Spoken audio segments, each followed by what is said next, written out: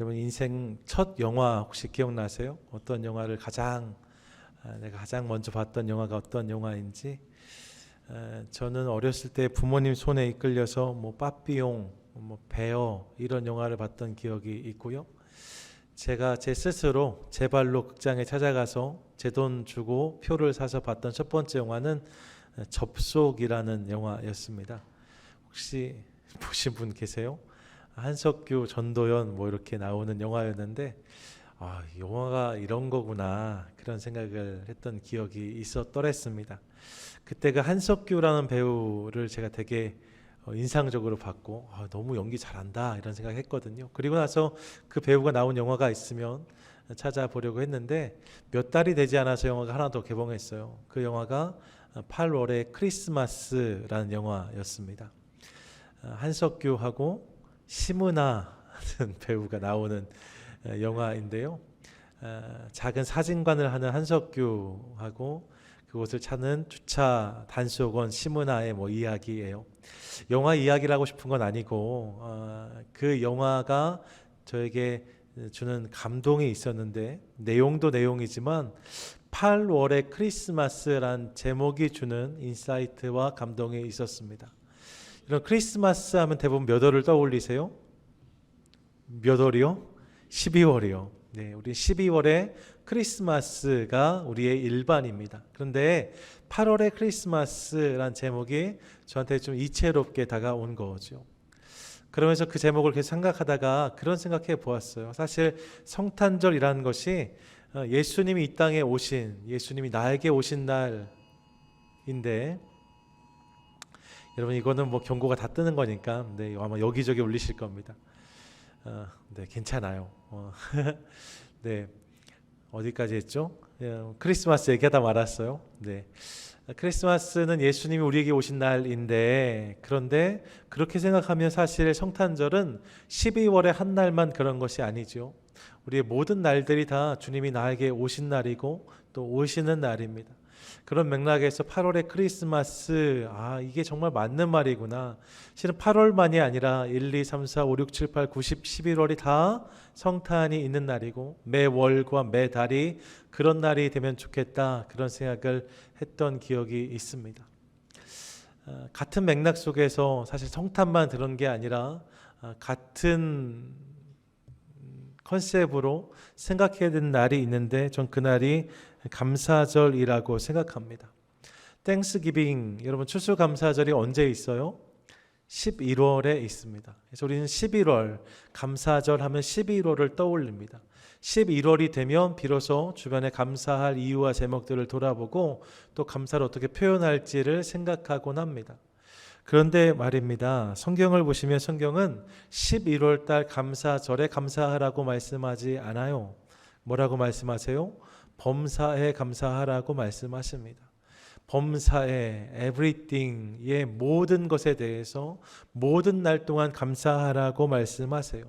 매 월과 매 일을 감사절로 사는 것이 그리스도인의 모습이 되어야 된다는 거죠. 그런 맥락에서 오늘 설교의 제목이 그렇습니다. Not a day, but all life예요. 삶의 어떤 날이 아니라 내 삶 전체, 그것이 감사절이 되기를 원하시는 하나님 마음이 있다는 거죠. 감사절 이야기를 제가 오늘 하기 원하는데, 요즘엔 코로나도 그렇고 물가도 오르고 고용도 안정이 안 되는 상황이라 여러 가지 면에서 어렵다는 말씀을 많이 듣습니다. 누구 하나 다르지 않습니다. 가게 사업을 운영하시는 분도, 고용된 분도, 직장에 나가시는 분도, 가정에 계신 분도 모두에게 다 어려운 시간인 것 같습니다. 상황만 보면 감사를 얘기하기엔 좀 부적절한 시기이지 않나 싶습니다. 하지만 여러분, 저는 이런 시기가 오히려 진짜 감사를 결단하고 또 진짜 감사를 고백할 수 있는 기회라고 믿습니다. 그런 맥락에서 올해 2021년 추수감사주일은 사실 11월 21일이에요. 그 주일을 저희가 감사주일로 지킬 건데, 그런데 100일 앞서서 오늘부터 우리 감사절을 쌓아가려고 합니다. 100일간의 감사절, 100일간의 감사의 날들을 함께 해가는 거죠. 감사 노트 그래서 나눠드리는 겁니다. 올해 우리의 추수감사절은 이 11월 21일 하루가 아니라 지금부터 100일 동안 쌓아가는 거예요.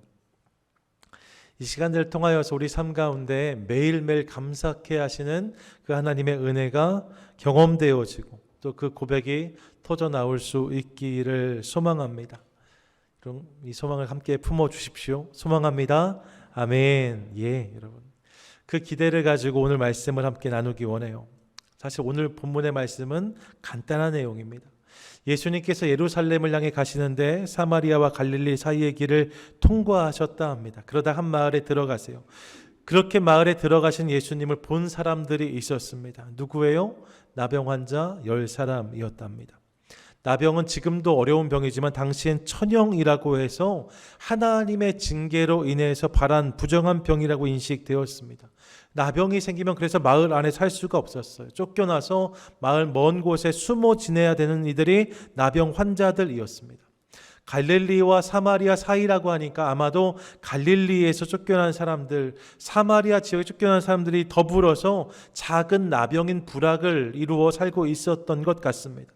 사람들이 지나가면 몸을 숨겨야 되는 사람들이었어요. 사람들이 지나가다 나병 환자가 보이면 재수 없다고 더럽다고 돌을 던졌거든요. 몸을 숨겨야 되는 사람들. 동네에 나타났다가 혹이나 발각되어지면 죽음을 피할 수 없는 사람들이 나병 환자들이었습니다. 그렇게 살던 저들, 근데 그들 눈에 예수님이 들어온 거예요. 그 예수님을 바라보면서 저들이 그 예수님 안에서 유일한 가능성을 발견하면, 저분께 나아가면, 저분이시라면 이런 기대가 있었던 거죠. 그래서 소리를 크게 지릅니다. 본문을 보시면 멀리 서서 소리쳤다 해요. 여러분, 나병 환자들이 힘이 얼마나 있었겠어요. 하지만 사력을 다해서 예수님을 부른 거죠. 예수 선생님이여 우리를 불쌍히 여기소서 소리칩니다. 여러분, 우리 주님은 작은 신음에도 응답하시는 하나님이세요. 가까이 오지 못했지만 멀리서 저들이 부르짖는 소리를 주님이 들으십니다. 그리고 그들을 보세요. 본문 14절을 보시면 보시고 이르시되 가서 제사장들에게 너희 몸을 보이라 하십니다. 예수 선생님 우리를 불쌍히 여기소서 소리쳤더니 예수님께 그들을 보시고 그들에게 답하십니다. 가서 제사장들에게 너희 몸을 보이라. 제사장에게 몸을 보이라. 여러분, 어떤 의미냐면 당시에 나병 환자들은 나병이 발하면 동네에서 추방당했어요. 근데 그들이 혹이나 거의 그런 일이 없었지만 나병이 치유되는 경우가 있다 하면 반드시 그들은 마을에 들어오기 전에 제사장들을 만나야만 했습니다. 그 제사장들에게 몸을 보임으로 제사장들이 이제 완치되었다, 부정해진 것이 사함받았다, 이렇게 판정을 해주면 그 표를 가지고 마을에 들어올 수 있었던 거예요. 그러므로 제사장에게 너희 몸을 보이라는 말씀은 너희 병이 낫게 될 것이다, 너희 병이 고침받을 것이다 하는 말씀과 동일한 맥이라고 할 수 있습니다. 그 말씀을 듣고 이 10명이 제사장들을 찾아가려고 길을 움직이는데 그 도상에서 그 길을 가다가 저들의 삶 가운데 깨끗함이 임하게 됩니다. 본문 17장 14절 보세요. 함께 읽겠습니다. 시작. 보시고 이르시되 가서 제사장들에게 너희 몸을 보이라 하셨더니 그들이 가다가 깨끗함을 받은지라. 아멘. 뭐라고요? 가다가 깨끗함을 받았답니다. 여러분, 상상해 봅니다. 나병이란 병 말입니다. 그 어떤 병보다도 외관적으로 확 드러나는 병이 이 나병입니다. 문둥병이라고 전에 했잖아요. 문드러지는 병이라고 해서 문둥병이라고 하는데, 지금도 나병 환자촌에 가면 코가 없고 귀가 없고 손이 잘리고 뚝뚝 떨어져 나간 그 삶의 지체들을 가지고 있는 분들을 만날 수가 있어요. 그렇게 썩어서 이렇게 으드러지는 그런 신체를 가지고 있는 사람들, 나병 환자들인 거죠. 감각이 없어서 그런 게 떨어져 나가도 잘 느끼지 못해요. 그런 자들이 지금 가는 중에 깨끗함을 받았다 합니다. 온전케 되었다는 거예요. 그럼 어떤 일들이 벌어졌을까요? 상상해 봐요. 아마 그들에게 가장 먼저 감각이 돌아왔을 거예요. 불에 손을 넣어도 느끼지 못했던 나병 환자들인데 갑자기 느껴지기 시작해요. 촉감이 느껴지기 시작해요. 피부의 감각이 살아나요. 그러면 서로를 돌아보기 시작하는데 썩었던 부분에 새살이 돋기 시작해요. 고름이 멈췄어요. 없어졌던 이렇게 기관들이 하나둘씩 살이 돋기 시작합니다. 그러면서 온전해지는 거죠. 10명이 가다가 하면서 서로가 서로를 돌아보면서 그 놀라운 감격을 함께 경험했다는 거예요. 여러분, 실로 놀라운 사건 아닙니까? 불치의 병인데 하나님께서 이런 놀라운 은혜를 베풀어 주신 거예요. 그런 은혜가 그날 그들에게 임했다 합니다. 놀라운 사건을 그들이 경험한 거예요. 그런데 여러분, 이 사건에 대한 말씀은 14절 한 절로 끝나고 이어지는 말씀이 있습니다. 15절 이하에 보시면 그런 놀라운 역사를 경험한 다음에 그중 한 사람, 사마리아 사람이 예수님께 돌아옵니다. 그리고 예수님께 엎드려 감사했다고 성경은 말씀해요. 이에 대해서 예수님은 너희가 10명이었는데 다 깨끗함 받은 것이 아니냐, 나머지 9은 어디 있느냐고 말씀하시면서 이렇게 예수님께 나온 그 한 사람, 이방인, 그가 예수님께 영광을 돌리러 왔다 말씀하시며 그를 축복하시고 칭찬하시는 모습을 오늘 본문은 소개하고 있습니다. 그냥 생각하면 나병 환자가 나은 게 본문에서 가장 큰 사건이잖아요. 그러니까 14절 그 사건이 가장 중요해 보이는데 성경은 나병이 나았다는 이야기는 14절에서 한 토막만 언급하고 이후에 15절부터 본문 마지막까지는 그 일 이후에 그 일로 인해서 감사하러 주님께 나온 사람과 그를 향한 축복의 메시지를 우리에게 소개하고 있다는 거예요. 이 본문을 대하면서 우리는 이 본문의 관심이, 주님의 관심이 그들의 삶에 임한 기적을 넘어서 그들 중 한 사람이 드린 감사에 있다는 사실을 확인하게 됩니다. 그들이 경험한 기적도 놀라운 것이었지만 그들의 삶 가운데, 특별히 그 중에 한 사람, 그의 삶 가운데 담겼던 감사의 모습을 주목하고 계신 예수님을 만나게 되는 거지요. 그렇게 그날 감사한 사람이 있었답니다. 이것이 본문의 내용이에요. 오늘 이 본문의 말씀을 통해서 우리에게 주시는 감사에 대한 메시지들 몇 가지를 함께 나누고 싶습니다. 본문을 대하면서 우리 깨닫게 된 몇 가지 사실이 있는데 그 중에 첫 번째는 이것입니다. 그것은요, 감사는 사건이 아니라 사람을 통해 결정된다는 사실을 깨달아요. 뭐라고요? 감사는 사건이 아니라 사람을 통해 결정된다고요. 감사할 일이 따로 있는 것이 아니라 감사하는 인생이 있는 것이구나 하는 사실을 깨닫습니다. 같이 한번 따라 하시죠. 감사는 일이 아니라 인생에 담깁니다. 시작. 감사는 일이 아니라 인생에 담깁니다. 여러분, 감사는 일이 아니라 인생에 담기는 거예요. 본문을 보세요. 그날 나병 환자가 10명이었습니다. 모두가 다 회복을 경험했습니다. 여러분, 그들이 경험한 회복은 감기가 나은 정도가 아니에요. 가시가 빠진 수준이 아니에요. 나병이 나았답니다. 도저히 상상할 수 없는 일이 벌어졌습니다. 그냥 생각하면 감사하지 않을 수 없는 일이 벌어진 거예요. 무조건 감사해야 되는 일이 저들의 삶 가운데 임하게 된 거죠. 이 일은 이견이 없어요. 그냥 벌어지면 감사해야 될 것 같아요. 그런데 말입니다. 이 일에 감사로 반응한 사람은 10사람 중 한 사람뿐이었다라고 성경은 말씀합니다. 그런 일을 경험했는데 그 일 이후에 주님께 감사한 자가 한 명이었다는 거예요. 이를 통해서 우리는 어떠한 일, 어떠한 사건이 감사를 보장하지 못한다는 사실을 깨닫습니다. 이 감사는 어떤 일, 어떤 사건에 담겨져 있는 것이 아니라는 거예요. 감사하게 하는 일이 따로 있는 것이 아니라 감사하는 인생이 있을 뿐이라는 거죠. 감사는요, 일을 통해서 내 삶 가운데 주어지는 게 아니라 내 인생이 감사하는 인생이 될 때 일어나는 반응이라고 할 수 있어요. 실제로 그렇습니다. 목사로 살다 보니 여러 성도님들의 삶을 가까이에서 지켜볼 기회가 많이 있습니다. 남들이 알지 못하는 이야기까지 보고 듣는 경우도 많습니다. 여러분, 한 분 한 분의 삶 가운데 그런 사연과 이야기들이 있어요. 여러분들이 아시는 것보다 여러분 옆에 계신 분들에게 더 많은 사연과 이야기들이 있어요. 그런데 어떤 분들은 말입니다. 정말로 감사할 일이 있음에도 불구하고 감사하지 않아요. 아니요, 정확히 표현하면 감사하지 못합니다. 감사한 줄 몰라요. 무엇을 감사해야 될지도 몰라요. 그래서 감사의 반응을 보이지 못하는 분들을 만날 때가 있습니다. 안타깝죠. 반대의 경우도 있어요. 어떤 분들은 인간적으로 생각하면 도저히 감사할 수 없는 상황인데 그럼에도 불구하고 감사를 고백하는 분들을 대할 때가 있습니다. 딱 뵀을 때 무슨 말로 그분을 위로해야 될지 모를 정도로 어려운 상황을 만난 분들을 대할 때도 있거든요. 그런데 그런 분들이 감사를 고백해요. 목사님 그래도 감사해요. 이렇게 말씀하시거든요. 그 고백을 들으면 온몸에 전율이 옵니다. 그런 분들이 있어요. 그런 분들을 보면서 제가 깨달은 것이 이것이에요. 감사는요, 일이 아니라 사람이 결정하는 거예요. 감사할 일이 있는 게 아니라 감사하는 사람이 있는 거라는 거죠. 감사만 그런 게 아니에요. 다윗을 보세요. 여러분, 다윗의 인생 가운데 보면 찬양과 예배가 넘쳐납니다.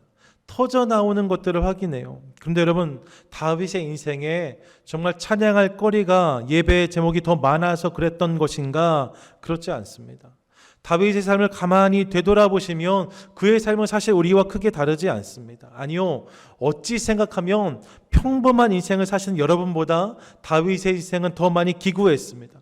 우여곡절이 많았습니다. 고난과 시련도 많았습니다. 그렇기에 불만의 거리, 원망의 거리, 탄식의 거리가 오히려 더 많은 것이 그의 인생이었습니다. 그런데 그의 삶 가운데 찬양이 터져나와요.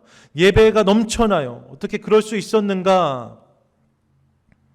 그의 삶 가운데 찬양의 거리나 예배의 제목이 많아서가 아니랍니다. 그럼요, 그가 그런 사람이었던 거예요. 다윗이 찬양하는 사람이었다는 거예요. 다윗이 예배자였다는 거예요. 여러분, 그런 그의 인생이 그런 것이 되니까 그의 삶 가운데 이런 은혜가 흘러가는 거죠. 찬양할 거리가 많아서 찬양한 것이 아니라 그가 찬양하는 사람이었기 때문에 삶의 모든 일이 찬양이 되었다는 거예요. 그의 삶 가운데 예배할 수 있는 이유와 제목이 더 많았던 것이 아니고 반대 일들이 훨씬 많았지만 그가 하나님 앞에서 예배자였기 때문에 삶의 모든 순간을 예배로 감당할 수 있었다는 거예요. 감사도 마찬가지예요. 감사할 일을 찾으면 감사가 어려울 수 있어요. 감사할 일이 있어야 감사하겠다 생각하면서 감사할 일을 찾으면 감사가 어려울 수 있어요. 하지만 내가 감사한 사람이 되면, 내가 감사하는 사람이 되면 감사는 우리의 일상이 될 줄로 믿습니다. 그런 맥락에 저는 우리가 함께하는 이 100일간의 감사 캠페인 기간 동안 우리 한 분 한 분이 더 감사하는 인생이 되실 수 있기를 소망해요.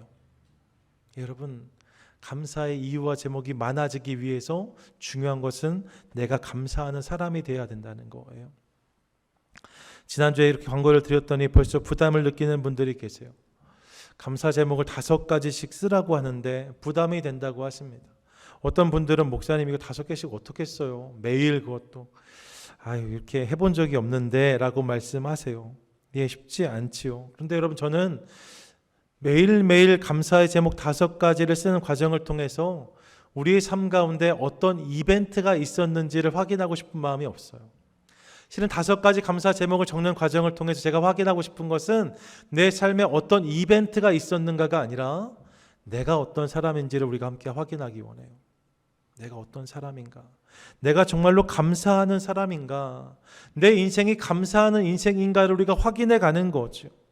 아무리 생각해도 감사할 일이 없다, 그럴 수 있죠. 감사할 일이 정말로 없는 것일지도 모릅니다.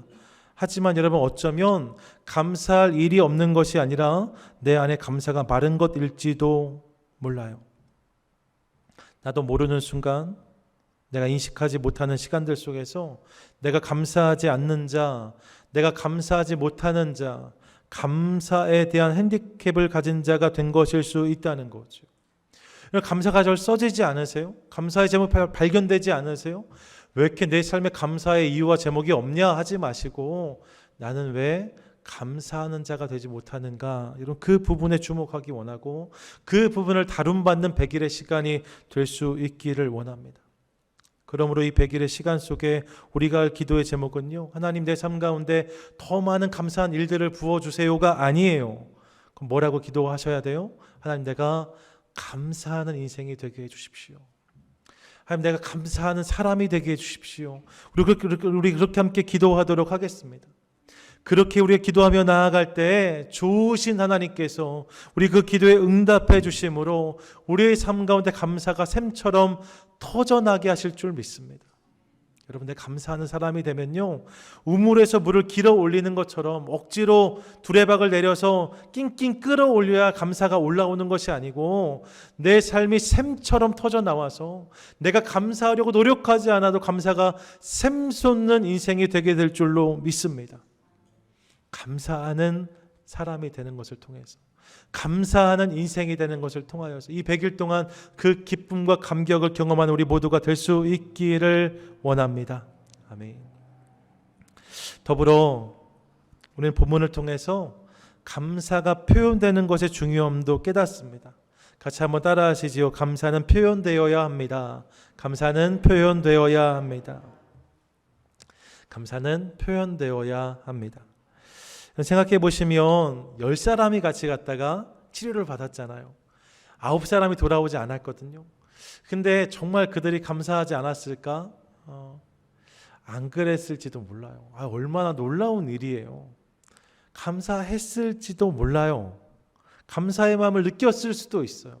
그런데 오늘 성경은 본문 안에서 그들은 감사하지 않은 자들이라고 말씀해요. 본문 속에서 이 사건을 경험한 사람 중에 감사한 이는 한 명이었다라고 말씀해요. 이유는 분명하지요. 나머지 9은 감사를 표현하지 않았기 때문입니다.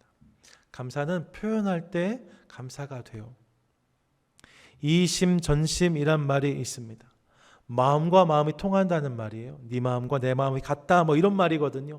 참 좋은 말입니다. 그런데 여러분, 저는 이 말처럼 위험한 말이 없다는 생각을 늘 합니다. 마음과 마음이 통한다, 그렇게 생각하면요, 잘 표현하지 않아요. 네 마음과 내 마음이 똑같으니까 굳이 말하지 않아도 이렇게 한단 말입니다. 그런데 그렇게 하다 보면 어느 순간 오해가 생겨요. 왜곡이 일어나요. 마음이 잘 안 맞는 것들을 경험해요. 마음이 너무 잘 맞는 친구다라고 제가 소개를 받은 분들이 계신데 몇 년 뒤에 만나보면 서로 말도 하지 않는 이들을 만날 때가 있습니다. 너무 좋다고 했는데 몇 년만 지나보면 서로 말도 하지 않아요. 눈도 마주치지 않아요. 그런 분들 대할 때가 있습니다. 왜 그래요? 실은 마음이 안 맞았던 거예요. 사실 여러분, 이것은 이상한 것이 아니라 당연한 일입니다. 전 세계 인구가 지금 70억을 이야기하거든요. 엄청나게 많은 사람이 있는데 그거 아세요? 똑같이 생긴 사람은 하나도 없어요. 쌍둥이도 얼굴이 달라요. 그런 거죠. 예, 쌍둥이도 얼굴이 달라요. 그런 거예요. 근데 여러분, 얼굴만 다른 게 아니에요. 마음도 달라요. 마음이 똑같은 사람은 하나도 없는 거예요. 사실 그런 거예요. 가장 가까운 부부도 마음이 달라요. 내 마음 안에서 키운 자녀도 나와 마음이 다른 것들을 경험해요. 안 받는 것들을 경험하잖아요. 여러분, 그런 것들을 경험하는 게 우리의 현실인 거지요. 마음과 마음이 똑같다. 여러분, 이건 상상 속에서만 가능한 일이에요. 실상 그렇지 않습니다. 그러므로 이심전심은 사실 착각이에요. 그렇지 않아요. 마음은 달라요. 그렇기에 그 마음이 표현되는 것이 중요합니다. 마음이 표현돼서 그 마음이 전달되는 것이 중요합니다. 그래야 오해가 생기지 않아요. 그래야 왜곡이 일어나지 않아요. 그래야 함께 맞춰갈 수 있어요. 그렇게 표현되고 그렇게 전달되어져야 되는 마음 중 하나가 감사라는 거예요. 한자로 감사를 이렇게 쓰거든요. 이 감사라는 단어가 느낄 감자에 살해할 사자예요. 감사는 느끼는 것을 내가 살해하는 것, 표현하는 것이에요. 여기까지가 감사라는 거죠. 내가 느낀 것을 살해하는 것. 감사가 한자로 요렇고 요렇다는 것 정도는 저도 알고 있었는데, 그런데 이번에 1호선 감사노트를 준비하면서 이 캠페인을 시작하신 분이 그 한국의 분당 우리 교회 이찬수 목사님이시거든요. 근데 그분이 한 짧은 메시지를 제가 듣다가 새롭게 깨달은 부분이 있어요. 감사가 이런데 그중에 사자를 설명하시면 이렇게 설명하더라고요. 이 살해할 사자 말입니다. 이 단 다시 보면 말씀 언변에 쏠 사자를 붙였을 때 살해할 사자가 된다는 거예요. 무슨 말이에요? 말로 쏘는 거, 그게 살해라는 거예요. 말로 쏘는 거, 그게 살해라는 거죠. 무슨 말입니까? 말로 표현하는 것, 내가 느낀 것을 말로 표현하는 것, 거기까지가 감사라는 거예요. 그것을 통해서 우리 삶 가운데 감사가 완성되어지는 거죠. 감사는 느끼는 것만이 아니에요. 내가 느낀 것을 표현하는 것, 내 입술을 통해서 이 마음을 쏘아주는 것, 이게 감사라는 거죠. 그런 표현이 있을 때 오늘 본문에 예수님도 기뻐하셨다 합니다. 우리 삶에도 이런 표현, 감사에 대한 표현이 자리하게 되기를 원합니다. 이런 감사하는 분들이 되셔야 돼요. 제가 늘 신세를 지며 살아가니까 교회 가족들께도 감사한 일들이 많아요. 제가 감사하다고 말씀을 드리는 경우가 종종 있고 더 많이 하려고 애를 쓰는데, 근데 가끔씩은 제가 감사합니다 말씀드리면 손사래를 치세요. 때로는 역정을 내세요. 목사님 왜 감사하다고 하냐고, 그렇게 말하지 말라고, 그렇게 말씀하시는 거 아니라고 이렇게 막 말씀하시거든요. 그럼 난감해요. 그렇게 말씀하시는 분의 마음과 이유를 제가 알아요. 근데 저는 좀 난감해요. 그러면 생각해요. 여러분, 그분은 그렇게 말씀하시는 게 맞아요. 목사님 뭘 감사하다고 하세요 말하는 게 맞아요. 그런데요, 저는 감사하다고 말하는 게 맞는 거예요. 각자의 자리에서 각자의 할 도리를 하는 게 맞는 건 거죠. 이게 반대라고 생각해 보세요. 왜 목사님이 감사하다는 얘기도 안 하셔? 왜 우리 목사님은 감사를 몰라? 그분은 그렇게 이야기하고 저는 다 하나님이 채우시는데 아시겠지 뭐. 이렇게 하면 여러분, 이것만큼 우스운 일이 어디 있겠어요? 이것만큼 어리석은 일이 어디 있겠어요? 그러면 안 되는 거죠. 감사를 받아야 되는 사람은 충분합니다. 나한테 표하지 않아도 괜찮습니다 말씀하시는 게 맞는 거고, 감사를 표현해야 되는 사람은 아무리 손사래를 쳐도 아무리 당연해 보여도 감사합니다 고백하는 게 맞는 거예요. 이 도리를 다 하는 게 중요한 거죠. 이 표현이 우리 삶 가운데 흐르기 시작할 때 우리 삶 가운데 감사가 넘치게 되는 거예요. 그런 맥락에 옆에 분에게 한번 같이 고백해 주세요. 감사합니다. 감사합니다. 알지하지 마시라니까요. 알지하지 마세요. 몰라요. 모른다고요. 알지하지 마세요. 감사합니다 하셔야 돼요. 감사할 때에 은혜가 임해요. 저희가 3040 그 목회자 컨퍼런스를 하는데요. 저희 교단에 미주 지역에 60명 정도의 30, 40대 담임 목회자들이 있습니다.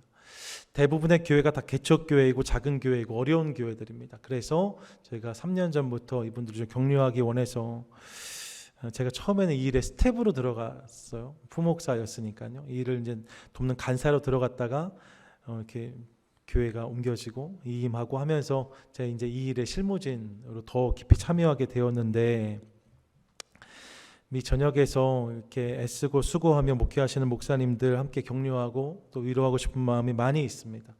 여러 사연이 있고 여러 상황이 있습니다. 그러다 보니까 이분들한테 격려가 많이 필요한 거죠.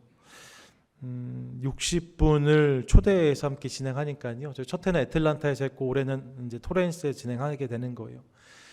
이분들 모시려고 항공비도 다 지원해요. 숙박비도 다 지원해요. 모든 식비도 다 지원해요. 한국과 미국에 있는 몇몇 교회와 목사님들이 마음을 모아주셔서 그걸 다 헌금해 주세요. 그럼 그걸 모아서 전체를 다 그분들에게 온전히 다 사용하는 거예요. 힘내라고 함께 격려하는 거죠. 그리고 오셔서 함께 서로 목회를 나누고 또 선배 목사님들한테 이야기도 듣고 하면 서로가 서로를 이렇게 다루는 시간을 갖습니다. 그렇게 이제 시간을 가지니까 격려도 많이 필요하잖아요. 그래서 한국에서는 원래 작은 교회 목회자 세미나 이런 거 하면 정장도 한 벌씩 맞춰드리고 뭐 이렇게 하거든요. 저희 고향 교회도 한 20년 넘게 그 일을 계속 감당해 오고 있는데, 저희도 잘 섬기고 싶은 마음이 있는데 뭐 미국에서는 그렇게는 좀 어렵고요. 그래서 모든 걸 다 하면서 일정 가운데 잘 대접하겠다는 생각이 있어요. 그러다 보니까 하루에 한 끼 정도는 좀 좋은 식당에 가서 유명한 곳, 그 지역에서 좀 명소인 거 대접하고 싶은 마음이 있고, 이쪽 지역 목사님들이 그렇게 이 행사를 함께 준비했는데, 근데 여러분, 유명하고 잘 되는 식당은 예약을 받아요, 안 받아요? 아예 안 받아요. 안 받아요. 인원이 40명인데 안 받아주는 거죠.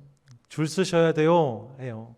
40명이 줄 서서 어느 세월에 그걸 먹어요. 시간도 없는데 저희 빨리 가서 또 해야 될 정도로 해야 되는데, 지역 목사님들이 식당을 알아보기로 하신 분이 계셨는데 그 일이 잘 안 된다고, 예약 안 되더라 하셨어요. 저한테 말씀하셔서 제가 아무것도 아닌데, 제가 여러분 아는 식당이에요. 요 근처에 있는 아주 유명한 거기 있어요. 네, 냉면 파는데 말입니다. 제가 전화했어요. 제가 뭐 아주 자주 가는 것도 아니지만 전화해서 받으셨는데, 죄송한데 혹시 제 목소리 기억하실지 모르겠어요. 저 거기 가끔 가는 사람인데 얼마 전에 제가 혼자 가서 한번 냉면 먹은 적이 있는데 기억하세요? 제가 이렇게 말씀드렸어요. 그랬더니 그분이 목사님 기억하시죠? 그러니까 기억하죠? 이렇게 하시는 거예요. 제가 상황을 말씀드렸어요. 저희가 40명이고 이러이러한 상황인데 잘 대접하고 싶은데 예약이 안 된다는 말씀 들었다. 너무 죄송한데 혹시 기회를 주시면 저희가 조금 더 일찍 갈 테니까 한 40자리만 좀 빼주시면 안 되겠냐 했더니 그분이 목사님이 부탁하시니까 당연히 해드릴게요. 이렇게 하시는 거예요. 저 얼마나 감사했는지 몰라요. 그럼 그분이 저하고 개인적으로 친한 게 아니에요. 제가 뭘 드린 게 아니에요. 제가 한 건 하나예요. 제 식당 가면 열심히 하는 일 중에 하나가 고맙습니다 거든요. 반찬도 갖다 주시고 물도 갖다 주시면 그거 감사하잖아요. 예, 그분 바쁜데 땀 뻘뻘 흘리며 갖다 주시면 너무 감사하거든요. 그래서 제 식당 가면 보통 한 10번은 하는 것 같아요. 감사합니다, 감사합니다. 근데 그렇게 식당을 다니면 식당 직원분들이 꼭 기억해 주세요. 그리고 이렇게 덕을 보는 거죠. 네. 그래서 그 식당 제가 예약했다고 해서 얼마나 칭찬 많이 받았나 모릅니다. 그 식당을 예약했어 라고. 여러분, 감사합니다만 잘해도 이런 덕을 봅니다. 이런 덕 정도가 아니라 우리 삶 가운데 감사의 고백이 넘쳐나며 주님께 더 많은 은혜를 주실 줄 믿습니다. 그러므로 감사를 표현하는 저와 여러분 우리 모두가 되실 수 있기를 원해요. 153 말입니다. 한 가지 감사에 대한 말씀을 묵상하고 5가지 감사의 제목을 적고 그리고 3번의 감사를 표현하라고 여러분 도전합니다.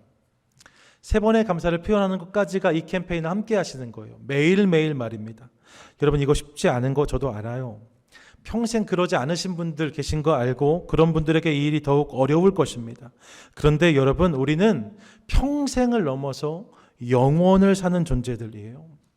평생 안 했다고 해서 여러분 영원히 그렇게 안 하고 사실 거예요? 그럴 수 없는 거잖아요.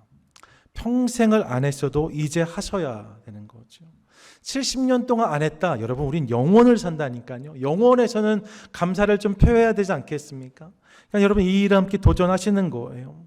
감사를 표현하실 수 있기를 원해요.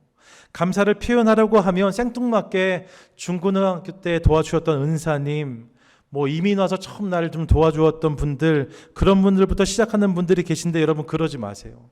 너무 멀리 가지 마세요. 거기부터 시작하면 힘들어요. 그러지 마시고 가까운 사람부터 시작하세요. 매일 보는 사람부터 시작하세요. 내 손이 닿는 분들부터 시작하세요. 거기에 감사를 표현하기 시작하시는 거예요. 중복돼도 돼요. 거듭해도 돼요. 여러분, 아내에게, 남편에게, 아이들에게, 이웃에게, 직장 동료들에게, 교회 가족들에게 고백하세요. 감사합니다. 거기서부터 시작되는 거예요. 제가 1부 때 말씀드렸더니 2부에 오시는 분들을 위해 특별히 전홍 장로님께서 그 주변 가게에서 땡큐 카드를 이렇게 여러 박 선물해 주셨는데 딱 이 일에 좋을 것 같다면서 뒤에다가 카드를 잔뜩 갖다 놔 주셨어요. 땡큐 카드 박스가 뒤에 많이 있거든요. 가져가셔서 필요하신 분들은 적어 주셔도 될 것 같고요. 엽서를 보내셔도 되고 카톡을 하셔도 되고 말로 고백해도 돼요. 여보 고마워, 이렇게 하시는 거죠. 그럼 여러분, 그분도 기뻐하고 하나님이 우리를 기뻐하실 거예요. 이 사실을 기억하고 감사를 표현하는 것들을 통하여서 100일의 여정 속에 우리의 삶의 지경이 감사로 채워지는 은혜를 경험하는 저와 여러분 우리 모두가 될 수 있기를 원합니다. 아멘이십니까? 아멘. 끝으로 본문을 통해 우리는 믿음이 감사를 가능케 한다는 사실까지를 깨달아요. 따라 하시죠. 믿음은 감사하게 합니다. 믿음은 감사하게 합니다. 여러분, 지난 20주 동안 우리가 믿음에 대해 다뤄왔어요. 근데 여러분, 이 시리즈를 진행하면서 제가 새삼 깨달은 것이 있는데, 그것은 믿음의 다양한 역사가 있다는 거예요. 우리는 흔히 믿음하면 그 믿음이 구원받는 데만 소용되는 것으로 이해해요. 구원의 열쇠로 믿음을 생각해요. 맞아요. 믿음으로 구원받아요. 그런데 여러분, 믿음으로 구원만 받는 게 아니에요. 20주 동안 말씀을 기억해 보시면 믿음으로 어떤 사람은 예배했대요. 믿음으로 어떤 이는 주님과 동행했대요. 믿음으로 순종했다 합니다. 믿음으로 어떤 이는 떠났고 어떤 이는 머물렀습니다. 믿음으로 어떤 이는 살았고 어떤 이는 죽었다 합니다. 이런 어떤 이들은 믿음으로 열었고 어떤 이들은 닫았다라고 성경은 말씀해요. 무슨 말이에요? 여러분, 믿음은 구원을 경험하는 데만 사용되는 것이 아니라는 거예요. 믿음으로 구원받아요. 그런데 믿음으로 구원만 받는 게 아니라 우리 삶 가운데 믿음을 통해서 경험할 수 있는 은혜와 역사는 훨씬 더 무궁무진하다는 거죠. 그 중에 한 가지, 여러분, 그게 감사라는 거예요. 믿음이 있을 때 감사할 수 있다는 거죠. 본문을 보세요. 제사장에게 보이라 하셨는데 그들이 가는 길에 병이 나았어요. 그리고 돌아와서 한 사람이 예수님께 감사합니다. 그리고 나서 그에 대해서 예수님 말씀하실 때 19절에 이렇게 말씀하세요. 함께 읽겠습니다. 시작. 그에게 이르시되 일어나 가라, 내 믿음이 너를 구원하였느니라 하시더라. 아멘. 여러분, 여러 가지 일들이 쭉 전개되어 왔는데 이 모든 그 행함과 그 모든 장면을 예수님 한마디로 표현하세요. 그게 뭐예요? 내 믿음이라고 하세요. 병 나음을 받고 주님께 나와서 감사하는 그를 보시면서 주님이 그의 감사를 믿음으로 받으세요. 내 믿음이 너를 구원하였다 하십니다. 믿음을 통해 드리는 감사가 있다는 거예요. 믿음이 감사를 가능하게 한다는 거죠. 이 사실을 기억함으로 믿음으로 드리는 감사를 우리 삶 가운데 담게 되기 원합니다. 사실 생각해 보시면 믿음이 없어도 감사할 수 있습니다. 감사해야 되는 일에도 감사하지 않는 이들이 있다는 것을 기억한다면 그것만 해도 훌륭해요. 믿음이 없어도 감사할 일, 그 일에 대해서 감사하는 것도 훌륭한 일입니다. 그런데 여러분, 이거는 세상도 다 할 수 있는 감사예요. 세상도 그런 일을 다 경험하면 다 감사해요. 근데 주님은 그런 감사와 더불어 우리를 차원이 다른 감사, 수준이 다른 감사로 초대하세요. 그것이 어떤 감사입니까? 믿음으로 드리는 감사예요. 믿음이 없으면 드릴 수 없는 감사예요. 이 감사가 성도의 특권인 것을 믿으시기 바랍니다. 애양원에 가면 손양원 목사님 기념관이 있는데 그곳에 손양원 목사님의 유품이 전시되어 있어요. 그 중에 유리 상자에 담겨 있는 봉투 하나가 눈길을 끄는데 그 봉투는 손 목사님이 드린 감사 헌금 봉투입니다. 두 아들 손동인, 손동신 두 아들을 공산당 청년 안재선에게 총살로 순교 당하게 하셔서 보내신 다음에 장례식을 마치고 하나님께 바쳤던 감사헌금 봉투가 그 기념관에 전시되어져 있습니다. 감사헌금 봉투 겉면에 이렇게 쓰여져 있어요. 두 아들의 순교를 감사하며 1만 원, 손양원 이렇게 적혀 있습니다. 당시에 손 목사님 한 달 사례가 80원이었대요. 80원. 1만 원이면 전 재산을 다 바치신 건데 그런 감사로 헌금을 드린 거죠. 이 감사헌금 봉투와 함께 손 목사님이 고백했던 10가지 감사의 고백이 전해지는데 다 들어보셨을 거예요. 제가 빠르게 한 번 더 리마인드 해드리면 이런 내용들입니다. 10가지의 감사 제목을 고백하는데 나 같은 죄인의 혈통에서 순교의 자식들이 나오게 하신 것 감사. 허다한 많은 성도들 중에 이런 보배 같은 자녀들을 나에게 맡겨주신 것에 감사. 3남 3녀 중에서 가장 아름다운 두 아들 장자와 차자를 바치게 된 것을 감사. 한 아들의 순교도 귀하다 한데 하물며 두 아들의 순교로 인해 감사. 예수 믿다가 그냥 누워 죽는 것도 복인데 하물며 전도하다 총살 순교 당함에 감사. 미국 유학 가려고 준비했던 내 아들 미국보다 더 좋은 천국에 간 것에 감사. 두 아들을 총살한 원수를 회개시켜 아들 삼고자 하는 사랑의 마음 주심에 감사. 두 아들의 순교로 말미암아 무수한 천국의 아들들이 생길 것이 믿어지니 감사. 이 같은 역경 중에서도 8가지 진리와 하나님의 사랑을 찾는 기쁜 마음, 여유의 믿음을 주심에 감사, 그리고 마지막 10번째로 이렇듯 과분한 축복을 누리고 고백해 하시는 하나님을 인해 감사, 이렇게 고백했다는 거죠. 손 목사님이 10가지의 감사를 고백하시는데 여러분이 감사에 흐르는 그 뒤에 흐르는 면면이 뭐예요? 믿음인 거예요. 믿음을 통해서 이 감사를 고백할 수 있게 된 거죠. 믿음을 통해서 이 감사가 저의 삶 가운데 담기게 된 것을 확인합니다. 여러분, 믿음으로 드리는 감사가 있대요. 믿음은 이런 감사를 우리로 고백하게 한다는 거죠. 전 저와 여러분 우리의 삶 가운데도 이런 감사가 담기게 되기를 원합니다. 사랑하는 여러분, 저는 우리 모두가 오늘을 시작으로 이후에 100일 동안, 아니요, 이후에 모든 인생 가운데 하나님을 향한 감사의 고백이 넘쳐날 수 있기를 원합니다. 우리 인생의 어느 한 날이 아니라 우리 인생 전체가 땡스기빙 데이에 매일매일이 감사의 축제가 있는 날들이 될 수 있기를 원합니다. Not a day, but a life. 이를 위해 오늘 말씀을 마음에 담도록 하겠습니다. 이런 감사는 일이 아니라 인생에 담겨요. 내가 그런 인생이 되어야 될 것입니다. 감사는 표현되는 것까지가 감사랍니다. 우리 삶 가운데 그런 표현이 흘러갈 수 있기를 원합니다. 끝으로 믿음은 감사도 가능하게 한답니다. 여러분, 감사할 일들에 감사하시고 감사하지 못할 일은 믿음의 렌즈로 보는 것을 통해서 그 가운데 감사를 선포하는 우리 모두가 될 수 있기를 원합니다. 그때 우리 삶 가운데 하나님의 놀라운 역사, 그분이 주신 감격, 기쁨은 더욱 넘쳐나게 될 줄로 믿습니다. 그 하나님 기대하시면서 우리 153 감사 노트 캠페인 100일간이에요. 어떤 분들은 목사님이 다 채워오면 뭐 선물 주실 거예요? 물으셨어요.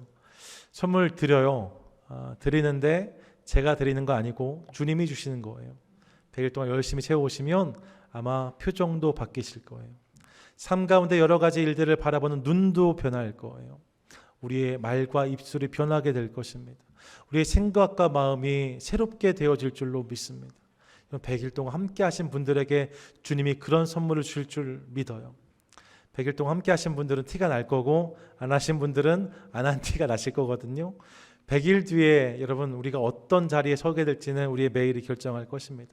쉽지 않은 일이지만 함께 격려하고 고백하는 것을 통하여서 감사로 우리 인생을 쌓아가는 저와 여러분 우리 모두가 되시기를 주님의 이름으로 간절히 축원드립니다. 아멘.